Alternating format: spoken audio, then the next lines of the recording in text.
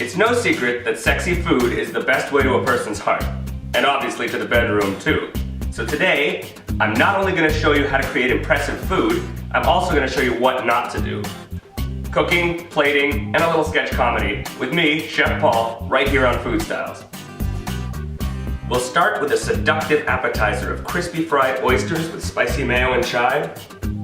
Next, a beautiful entree of perfectly cooked steak with a crimson romesco sauce and charred peppers and onions. And for dessert, a light mocha meringue torte with cool carbonated strawberries that will impress any special guest. So a lot of people find the texture of oysters to be a little bit off-putting, so I find that by frying them crispy and serving them on the half shell, it's a much more universally appealing way to present them. And it's the way that I came to love them. Yeah, I really just don't think that oysters are my thing. You're gonna love it. They're sweet and salty and soft and... Oh.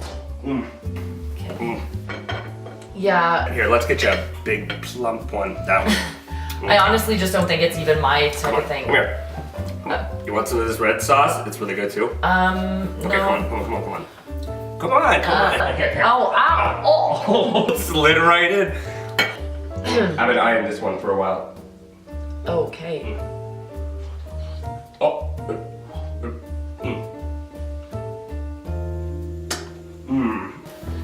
You like seafood though, right? I eat shrimp, but I... Seafood. Oh. Oh. There it goes again. So oysters really can be delicious served raw on the half shell, but for a first timer, this is a much nicer way to present it. So what we have here are 6 Malpec oysters. I had them shucked for me at the fish market, and I asked to hold the shells for presentation. About a cup of dehydrated potato flakes, or instant mashed potatoes, seasoned with salt and pepper, and 1 egg that's just slightly beaten. So what we're going to do is, with a clean spoon, we're going to dip the oysters into the potato flakes, about 3 at a time, and then using a dry spoon, coat them lightly with the flakes. Now, into the beaten egg, and using the wet spoon, coat them, and back into the potato. Alright, and each time that you dip these into the potato, make sure that you're pressing down so they get a nice even crust. Okay, so over here we have a cup of canola oil that we've heated to about 350 degrees. If you don't have a thermometer that you can measure it with, there's a good tip for sort of seeing if your oil is where you want it to be. Throw a little piece of the batter in, and you can see a nice fry like this, you're good to go. Because essentially, we're just trying to get a crust on the outside. This doesn't have to be cooked all the way through.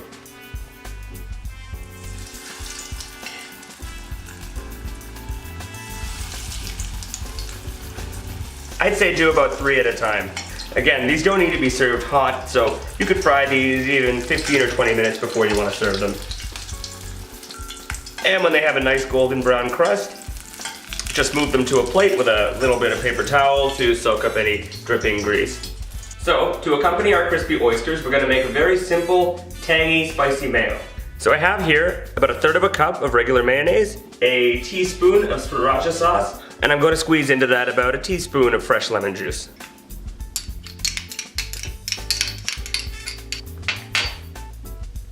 Just using my hands to catch any seeds. Just stir that up, and that's it. Okay, so here's a little trick. It's not the most delicious looking thing, but take a regular Ziploc bag, press it into a cup, and this way you can easily just pour your mayo right into it. And you can do this a day or even a couple of days ahead of time or an hour before, and then keep it in the fridge. So when it comes time to plate, you have a little piping bag, you snip the tip, and you will pipe a little bit into each one. Okay, so now we're ready to go. And we have our half shells washed and ready for presentation. So we're gonna just cut the tip off of this bag. Just pipe a dollop into each prepared half shell. So just top each one with a fried oyster. Really simple. Just because I feel inspired, a little bit on top. Now we're just gonna garnish with a little bit of fresh chive for color. Make sure some gets into the shell around. Looks really pretty.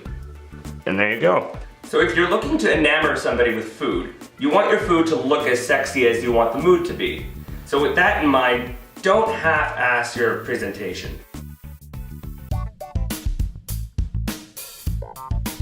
I'm so happy you're finally able to come over. It's been a long time since I've had somebody in the house. I know I promised surf and turf, but the day just got away from me and I had to make something a little more simple. That's okay, right? Yeah, that's perfect. Great. Mom Spider Dogs. What is this? Oh, well, this is a hot dog. I just put it in the microwave and it curled out like a gnarly spider. And this is just oatmeal that I also put in the microwave. You just let it dry out and it looks like an egg sack, like a spider egg sack. I was into arachnids when I was a kid, so I had them everywhere. We'll dig in. Oh, actually, not yet. 1 second. Hold on. Attendez. Here come the spider babies. I usually eat the sack first. Usually. We're going to be making a grilled flank steak with a crimson smoky romesco sauce. Essentially, it's just a roasted red pepper sauce with lots of smoky and charred flavors. So for this dish, we have about 3 pounds of local flank steak that we've let come to room temperature. We have 2 large red bell peppers that we've cut into nice pretty chunks for presentation, 1 large red onion cut into large wedges, half of which we'll use for the sauce and the other half for the plating. For the sauce, we have 1 clove of grated garlic, a 1/4 cup of red wine vinegar, a 1/2 cup of slivered almonds, 1.5 cups of roasted red peppers, or about 1 standard jar, 1 piece of stale bread that we've charred a little bit, and our spice mix, the details for which you can find in the link below. So for this recipe, we're going to start by making the sauce. We've got a cast iron pan here. It's being heated over about medium heat, and right before it gets too hot, we want to toast our almond slivers. This won't take long, you just want to heat them to release some of the oils. It'll give a nice nutty flavor to our sauce. So you obviously want to keep these almonds moving so they don't burn, but you can already see that they're getting some nice color. They don't need to be fully brown, just heat it up and you can really smell the aroma. So now, what we're gonna do is take a little towel and take these right into our blender. They can just chill there until we're ready to make the sauce. Now what we're going to do is we're going to dry sear our onions and our peppers. So what that means is just a really, really hot pan, and we'll get a nice blister going on this onion here.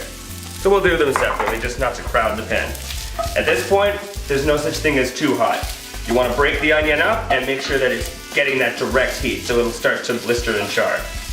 This is sort of the best way to get that sort of grilled vegetable flavor inside. So it's great for the winter time, or when you're not using the grill. Our onions are just about ready, and now as you can see, they've got a beautiful sort of blistered char on them. And they're not overly cooked, they're not completely limp. They've got a little bit of body and bite to them. So that's exactly where we want them. So now, right out of this pan,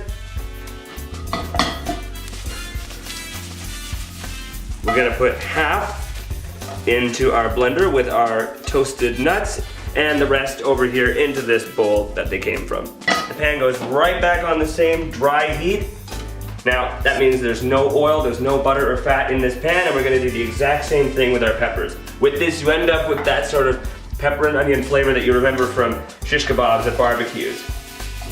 We're also gonna add a little bit of salt, and a little salt over here, just to these onions as well.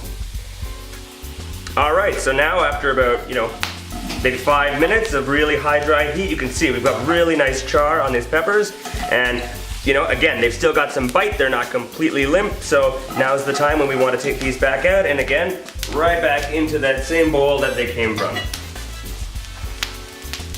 All right. So now all I'm doing is I'm taking a little bit of oil onto our pieces of flank steak that we've let come up to room temperature, and we're just going to rinse our hands, season them, and get them in the pan. So when you're seasoning a steak, you definitely want to make sure that you're giving enough salt. Keep in mind that about 30% of that seasoning is coming out in the pan, and it's going to stay there. So when you think you've seasoned enough, season a little bit more, okay? We have our pan on high Still with a lot of residual heat from roasting the vegetables before. And we're gonna go straight into the pan. And you should hear a really nice sizzle. Give it a nice push. And that's it. Now you're just gonna leave that there for about 4 minutes to get a good char.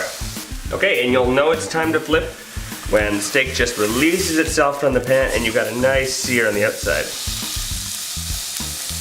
So now, our steak's been cooking for about 8 minutes, 4 minutes per side. If it needs a little more sear, give it another couple of flips, 15 seconds or so per side until you got a nice brown sear.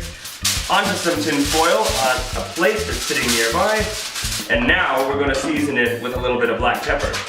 You wanna season with pepper at the end because it's actually been proven that the pepper will burn in the pan and you'll lose some of its nice aroma. So, pepper on both sides and rest it. So, we're gonna tightly wrap it up.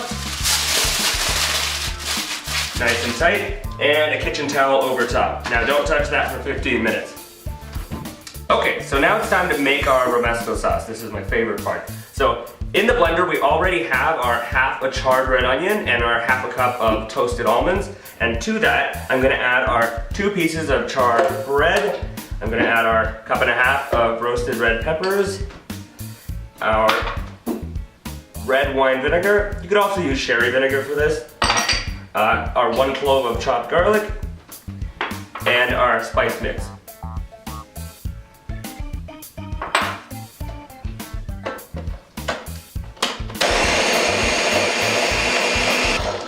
Now one thing I should mention is that you might need a little bit of room temperature water depending on, the bread and the types of peppers you get. So I'm gonna add 1/4 cup.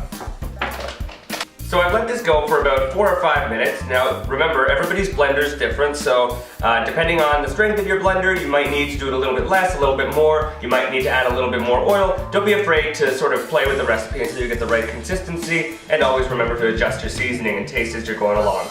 So we're just going to get this out of here and into a bowl.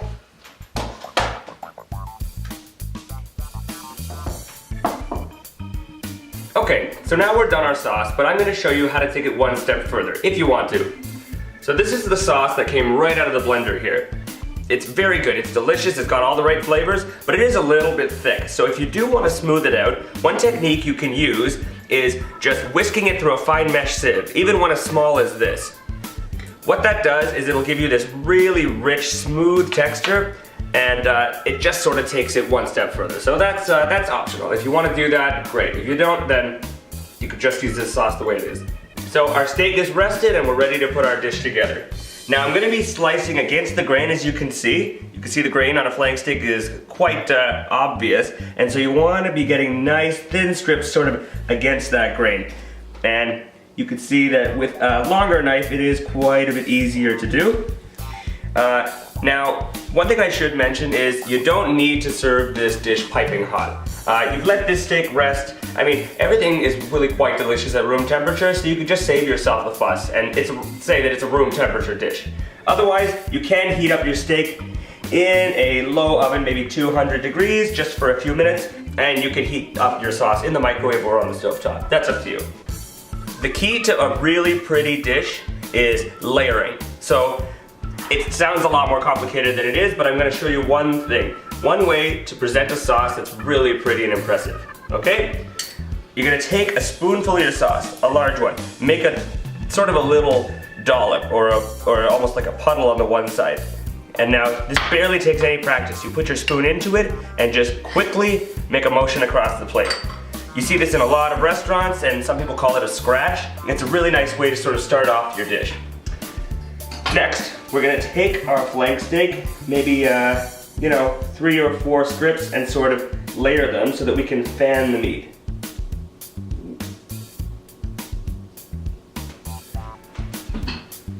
Now, you wanna go on one side, so you can make sort of a nice pile like that, and it looks very pretty. And now, we're gonna incorporate our charred vegetables. So, just pick out some nice big pieces, start just layering them all over.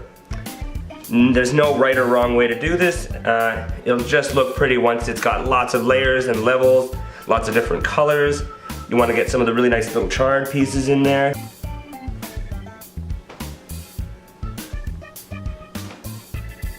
And it's really as simple as that. Now you have a light, pretty, presentable dish that would really impress any guest.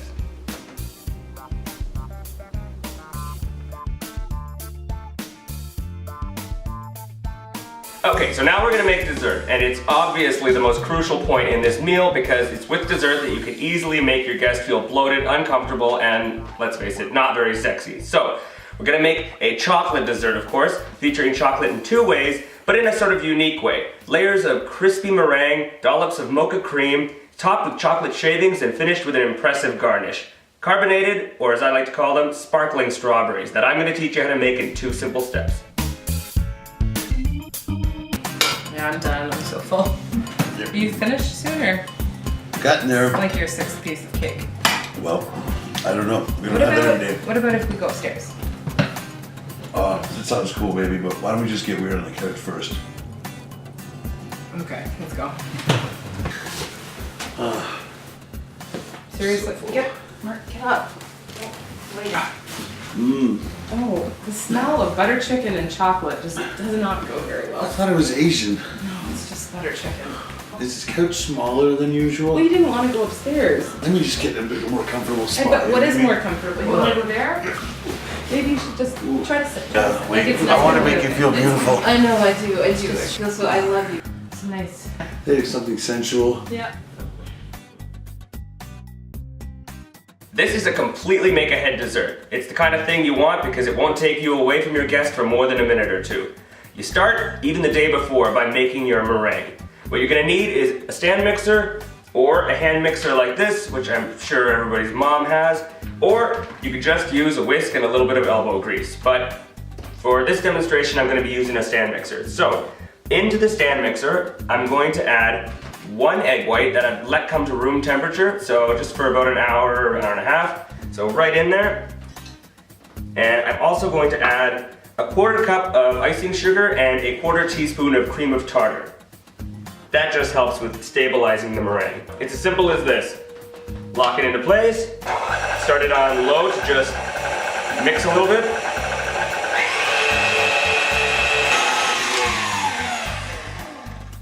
Alright, so you're looking for stiff glossy peaks, and that's about it. The rest is just oven work. So what I'm doing now is I'm just spreading out my meringue mixture onto my parchment lined baking sheet, and we're going for about 1 centimeter thickness. It doesn't have to be perfect because we're going to be drying it at a really low temperature. Alright, and that's it. And now right into a 200-degree oven for 2 hours. Okay, so now we're gonna make the mocha whipped cream to layer into our meringue dessert. It's 4 simple ingredients. It's a 1/2 cup of whipping cream, a 1/4 cup of powdered sugar, a 1/2 teaspoon of espresso powder or instant coffee. In this case, I'm using hazelnut instant coffee, and 1 teaspoon of good quality cocoa powder. So, simple as this. Into again, our stand mixer, or you could use a hand mixer, or you can whisk it yourself. All your ingredients.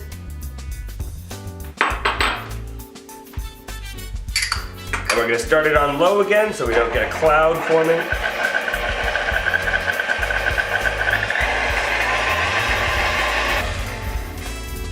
All right, simple as that. Maybe 2 minutes, we have our mocha whipped cream and we're almost ready to plate our dessert. Next, I'm gonna show you how to make the simplest, most impressive garnish, carbonated strawberries, and it's this easy. I'm just taking some strawberries. Use the reddest ones you can find. The less ripe they are, the less they will carbonate. And I'm just slicing them into nice sort of, maybe 3 millimeter thickness strips. So I have my mason jar. It's filled to the top with these sliced strawberries, and all we're gonna do is pour fresh club soda right over top. You can also use champagne for this, which gives you a nice berry scented champagne toward the end, almost right to the top. And the idea is we want to put this under pressure. So seal it, and now give it a slight shake. You'll feel at the top that there's a lot of pressure building up in there, and now wait 5 minutes. Okay, so now we've completed all our components and we're ready to put this awesome dessert together. Now, watch how fast this happens. We're just removing these strawberries. You only need a few for garnish. We're just gonna dry them slightly on a piece of paper towel. All right, and now, take our mocha whipped cream, just a little dollop, doesn't have to be perfect. I'm gonna take one of the larger pieces of meringue, another dollop. Not too much because you want there to be a good ratio and you want many layers. So another layer. And we're getting smaller as we go to the top. So pick the most interesting looking pieces. All right. Now we're just gonna shave a little bit of this chocolate over top. Now you can use a vegetable peeler. I'm just using a paring knife here, just a little bit off the side. Make some cool shapes. More of just a garnish than anything else. We're gonna finish with a few of these carbonated strawberries, just sort of accenting the plate, adding a little bit of color, and sort of just all around. All right, and that's the finished dessert. So here's my advice to you. Your cooking can be one of your best tools for dating, if you take the time to do it properly and show a little finesse. Skip the heavy, starchy comfort foods, focus on flavors and colors, and put a little work into it. Good luck.